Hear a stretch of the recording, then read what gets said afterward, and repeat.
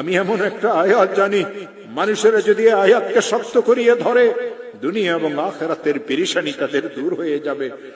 তিনি তার কিতাবে আমল শিখাইছেন, কোন মুসলমান যদি ঋণগ্রস্ত হয়, এত ঋণ হয়ে গেছে, আদায়ের কোনো ব্যবস্থা নাই, খেতে ফসল হয় না, দোকানটা অচল হয়ে গেছে, ছেলেটা বিদেশে গিয়ে ফাঁসিয়ে গেছে, থাকতেও পারে না, আসতেও পারে না, 2-3টা মেয়ে ঘরে উপযুক্ত, কারো বিবাহ হয় না, একটা মেয়েকে বিবাহ দিয়েছিল, তালাক নিয়ে মেয়েটা ঘরে চলে আসছে, ছেলেটা খারাপ ছেলেদের সাথে মিশিয়ে মদ জুয়ার অভ্যস্ত হয়ে গেছে।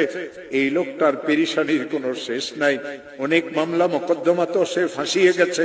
হযরত মুজাদ্দিদ আল ফিসানি বলেন, কঠিন থেকে কঠিন বিপদগ্রস্ত মুসলমান যদি ইশারের নামাজের পরে তাসবিহ হাতে নিয়ে যেই দরুদ শরীফ পড়তে জানে, 100 বার দরুদ শরীফ পড়বে। আল্লাহুম্মা সাল্লি আলা সাইয়্যিদিনা মুহাম্মদ, আল্লাহুম্মা সাল্লি আলা সাইয়্যিদিনা মুহাম্মদ, আল্লাহুম্মা সাল্লি আলা সাইয়্যিদিনা মুহাম্মদ।